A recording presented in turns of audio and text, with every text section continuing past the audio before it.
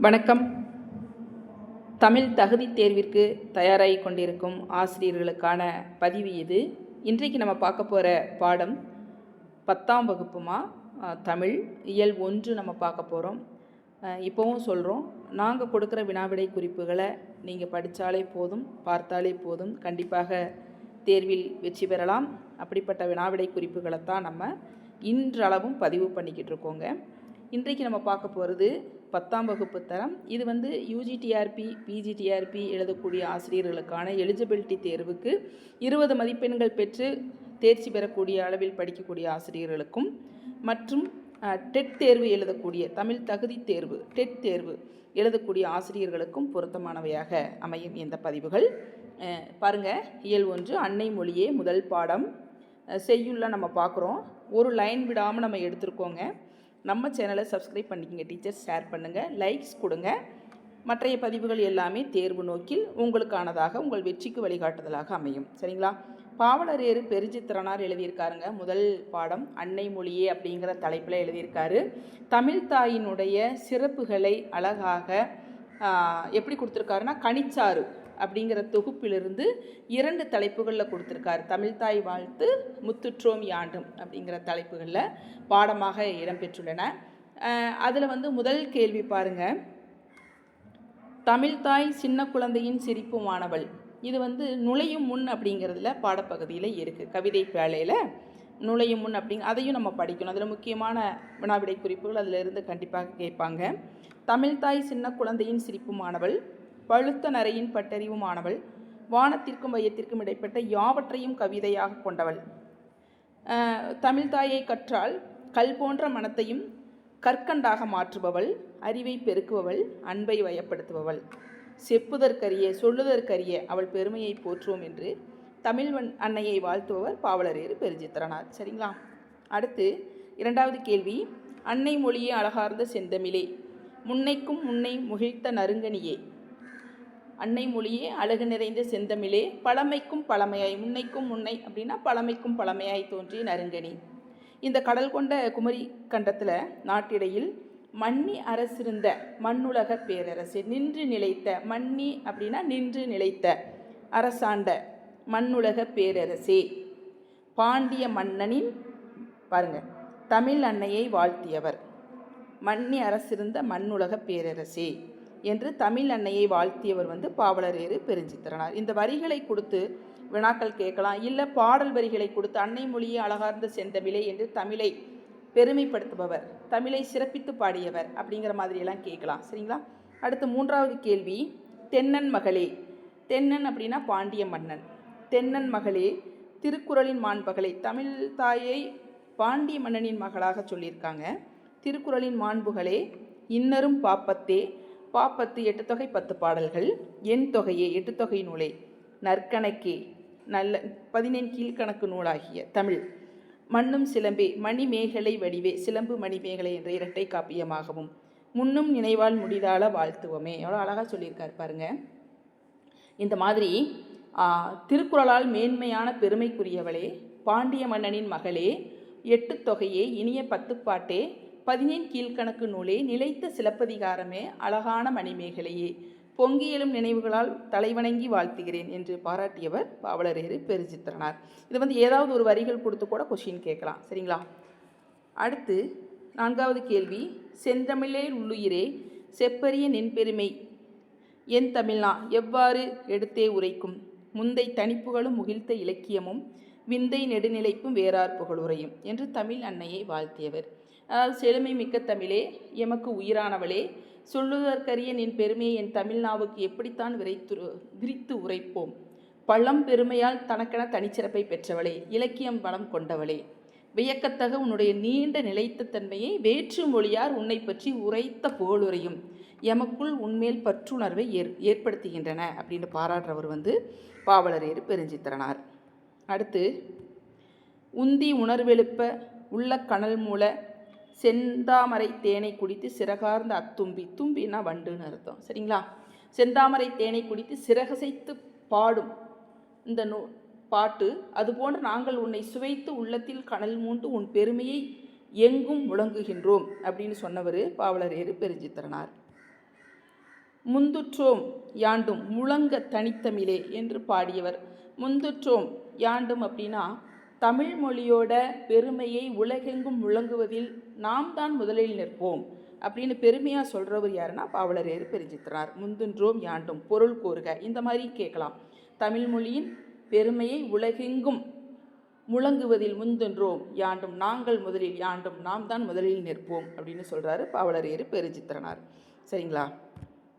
அடுத்து பாவலரேறு பெருஞ்சித்திரனாரின் எந்த தொகுப்பிலிருந்து இருவேறு தலைப்பில் இடம்பெற்ற பாடல்கள் தமிழ்த்தாய் வாழ்த்து முந்துற்றோம் யாண்டும் பாடமாக இடம்பெற்றுள்ளன? எந்த தலைப்பில்? கனிச்சாறு தொகுதி 1ல். இது ஏற்கனவே வினாக்கள் கேட்டாச்சு, இந்த வினாவை கேட்டுட்டாங்க. சரிங்களா? அடுத்து தென்மொழி தமிழ் சிட்டு இதழ்களின் வாயிலாக தமிழ் உணர்வை உலகெங்கும் பரப்பியவர் யாருன்னா பாவலரேறு பெருஞ்சித்திரனார். அன்னை மொழியே அப்படிங்கிற தலைப்பில் இந்த பாடல் வரிகள்லாம் வருது. எந்த வரிகளை கேட்டாலும் எழுதுகிற மாதிரி நீங்கள் ஞாபகத்தில் வச்சுக்கணும். 9வது கேள்வி, துரை ராசமாணிக்கம் என்ற இயற்பெயர் கொண்ட தமிழறிஞர் பாவலரேறு. உலகியல் 100, பாவிய கொத்து, நூறாசிரியம், கனிச்சாறு, என்சுவை என்பது மகபுகவஞ்சி, என்சுவை என்பது மகபுகவஞ்சி, பள்ளிப்பறவைகள் முதலிய நூல்களை படைத்தவர் பாவலரேறு பெருஞ்சித்திரனார். அடுத்து 11வது கேள்வி, தமிழுக்கு கருவூலமாய் அமைந்த திருக்குறள் மெய்ப்பொருள் உரை என்ற நூலை எழுதியவர் பாவலரேறு பெருஞ்சித்திரனார். 12வது கேள்வி, சாகும்போது தமிழ் படித்து சாக வேண்டும், எந்தன் சாம்பலும் தமிழ் மணந்து வேக வேண்டும் என்று உரைத்தவர் க. சச்சிதானந்தம். உரைநடையில் பாருங்க, மொழிஞாயிறு தேவினேய பாவாணர் என்று போற்றப்படுபவர் தேவநேய பாவாணர் தான். மொழிஞாயிறு என்று போற்றப்படுபவர் தேவநேய பாவாணர். ஒரு நாட்டின் வளமும் அங்கு வழங்கும் சொற்களின் வளமும் தொடர்புடையன என்ற கருத்தை கூறியவர் தேவநேய பாவாணர். சொல் வளம் தான் ஒரு நாட்டினுடைய வளர்ச்சியை முடிவு செய்கிறது அப்படின்னு சொன்னவர் தேவநேய பாவாணர். நாடு மொழியும் நமதிருக்கண்கள் என்ற கருத்தை கூறியவர் மகாகவி பாரதியார். சரியான கூற்றை தேர்க. தமிழில் சொல்வளம் பெருகியதற்கான அடிப்படை காரணம் என்னன்னா இது பாருங்க, சரியான கூற்றை தேர்க. கூற்று 1, விளைபொருள்களின் மிகுதியாலும் சொல்வளம் பெருகுகிறது. முன் தோன்றிய மூத்தகுடி மொழி தமிழ்மொழி. தமிழ்மொழியின் செம்மொழி தகுதியால் சொல்வளம் பெருகியது. தமிழகத்தில் அதிகம் மக்களால் பேசப்படும் மொழி தமிழ்மொழி, அதனால் தமிழ் வளம் பெருகியது. அப்போ இந்த 4ல் எது சரியானது அப்படின்னா, தமிழில் சொல்வளம் பெருகியதற்கான அடிப்படை காரணம்னா விளைபொருள்களின் மிகுதியாலும் சொல்வளம் பெருகுகிறது. மறந்துடாதீங்க, இந்த வினா கண்டிப்பாக கேட்பாங்க. இது வரைக்கும் கேட்கல, வித்தியாசமாக நம்ம எடுத்திருக்கோம். தமிழின் சொல்வளம் பெருகியதற்கான அடிப்படை காரணம் விளைபொருள்களின் மிகுதியால் சொல்வளம் பெருகியது அப்படின்னு சொல்லியிருக்காரு தேவநேய பாவாணர். அடுத்து தமிழகத்து ஆவிரம் 17வது கேள்வி, ஆவிரம் பூச்சம்பா, ஆனைக்கொம்பன் சம்பா, குண்டுச்சம்பா, குதிரைவாடி சம்பா, சிறுமணி சம்பா, சீரகச்சம்பா இந்த போன்ற வகை பெயர்கள் குறிப்பவை நெல்லின் பெயர் வகைகள். ஏற்கனவே கொஷின் கேட்டுட்டாங்க. அடுத்து தமிழ்மொழி வரலாற்றின் தாவரங்களின் அடிப்பகுதியை வெவ்வேறான சொற்களில் குறிப்பிடும் வழக்கம் யாரால் எடுத்து காட்டப்பட்டுள்ளது அப்படின்னா தேவநேய பாவாணர். 19வது கேள்வி, உலகத்திலேயே மொழிக்காக உலக மாநாடு நடத்திய முதல் நாடு மலேசியா. அடிமரத்தினின்று பிரியும் மாபெரும் கிளைக்கு வழங்கப்பெறும் பெயர் கவை. கவையிலிருந்து பிரியும் கிளை பெயர் வகை கொம்பு அல்லது கொப்புன்னு சொல்லுவாங்க. அடுத்து கொம்பிலிருந்து பிரிவது பொருத்துகளையும் கேட்கலாம். சரிங்களா? கொம்பிலிருந்து பிரிவது சிறுகலை, கிளையிலிருந்து பிரிவது சினை.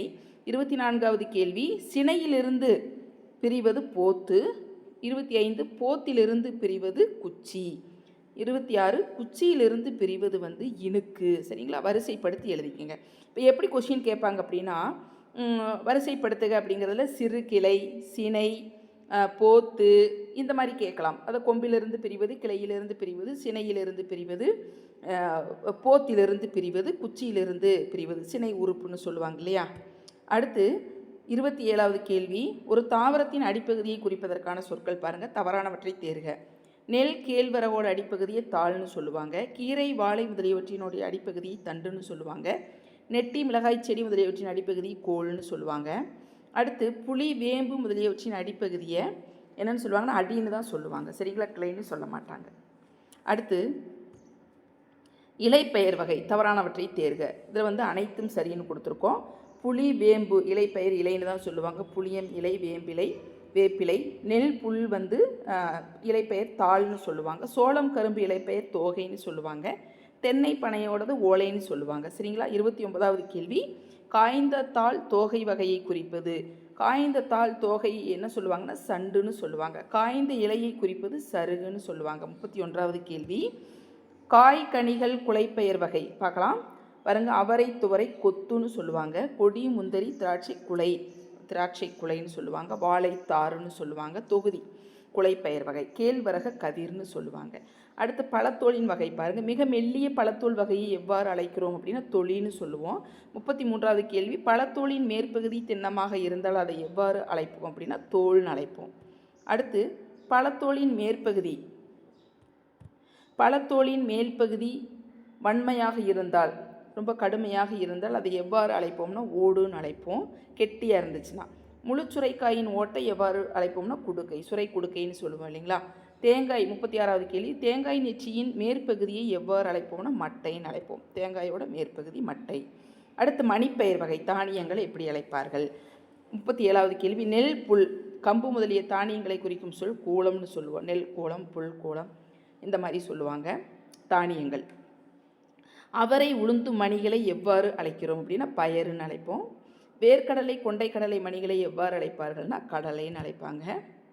கத்திரி மிளகாய் மணிகளை எவ்வாறு அழைப்பார்கள் அப்படின்னா விதைன்னு சொல்லுவாங்க. கத்திரி விதை, மிளகாய் விதைன்னு.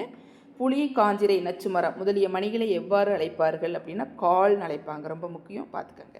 42வது கேள்வி, வேம்பு ஆமணக்கு முதலிய மணிகளை எவ்வாறு அழைப்பார்கள்? முத்து, வேப்ப முத்து, ஆமணக்கு முத்துன்னு அழைப்பார்கள். மா, பனை முதலிய மணிகளை எவ்வாறு அழைப்பார்கள்? கொட்டைன்னு அழைப்பார்கள். பொருத்துகளையும் கேட்கலாம். தென்னை மர விதைகளை எவ்வாறு அழைப்பார்கள் அப்படின்னா தேங்காய் அப்படின்னு அழைப்பார்கள். அவரை துவரை முதலிய மணிகளை எவ்வாறு அழைப்பார்கள்? முதிரைன்னு சொல்லுவாங்க. இளம் பயிர்களின் பெயர்கள் பாருங்கள். நெல், கத்திரி முதலியவற்றின் இளநிலைகளை எவ்வாறு அழைப்பார்கள் அப்படின்னா நாற்றுன்னு அழைப்பார்கள். 47வது கேள்வி, மா, புளி, வாழை முதலியவற்றின் இளநிலைகளை எவ்வாறு அழைப்பார்கள்னா கன்றுன்னு சொல்லுவாங்க. மாங்கன்று, புளியங்கன்று, வாழைக்கன்றுன்னு சொல்லுவாங்க. மரபு பெயர்களை தேர்க அப்படின்னு சொல்லலாம், அப்படின்னு கேள்வி கேட்கலாம். தென்னையின் இளநிலைகளை எவ்வாறு தென்னம்பிள்ளைன்னு சொல்லுவாங்க. 49வது கேள்வி, பனையின் இலைநிலைகளை எவ்வாறு அழைப்பார்கள் அப்படின்னா மடலி அல்லது வடலி. இந்த கேள்வியும் கேட்டுட்டாங்க. 50வது கேள்வி, மொழிஞாயிறு என்று சிறப்பு பெயரால் அழைக்கப்படுபவர் ஏற்கனவே சொல்லியிருக்கோம், தேவநேய பாவாணர். அடுத்து பார்த்தீங்கன்னா தமிழ் சொல் அகராதியில் ஆராய்ச்சியில் உச்சம் தொட்டவர் என்று அழைக்கப்படுபவர் தேவநேய பாவாணர். 52வது கேள்வி, செந்தமிழ் சொற்பிறப்பியல் அகர முதலி திட்ட இயக்குநராக பணியாற்றிய பெருமையுடைய தமிழறிஞர் தேவநேய பாவாணர். 53வது கேள்வி, உலகத் தமிழ் கழகத்தை நிறுவி தலைவராக இருந்த பெருமைக்குரிய தமிழறிஞர் தேவநேய பாவாணர். பாருங்கள், இதுவரைக்கும் நம்ம மொழிஞாயிறு, தேவநேயர் பாவாணர் இயற்றிய, அதாவது பாவலரேறு பெருஞ்சித்திரனார் இயற்றிய அன்னை மொழியை பார்த்தோம். தேவநேய பாவாணர் இயற்றிய உரைநடை, தமிழ் சொல்வளம் பார்த்தோம். அடுத்து இலக்கணம் நம்ம பார்க்கலாங்க, வரிசையாக பார்க்கலாம். தேர்வு உங்களுக்கு தமிழ் தகுதி தேர்வு, அதாவது டெட் தேர்வு 5/7/2026 அன்று ஞாயிற்றுக்கிழமை உங்களுக்கு வருது. அடுத்து யூஜிடிஆர்பி, பிஜிடிஆர்பி இன்னும் 5 மாதங்களில் உங்களுக்கு தேர்வு வந்துடும். அதனால் படிங்க. எலிஜிபிலிட்டி தகுதி தேர்வு படிக்கிற ஆசிரியர்களும் படிங்க. டெட் தேர்வு எழுதக்கூடிய ஆசிரியர்களுக்கு இது முக்கியமான பாடப்பகுதி. அடுத்த பதிவில் நம்ம இலக்கணம் கொடுக்கலாம். இயல் 7 வரைக்கும் உங்களுக்கு நம்ம முடிச்சு கொடுத்துட்றோம். தேர்வுக்குள்ளே நல்லா படிங்க. கண்டிப்பாக தேர்விற்கு வரக்கூடிய வினாக்களை தான் உங்களுக்கு கொடுத்துருக்கோம்.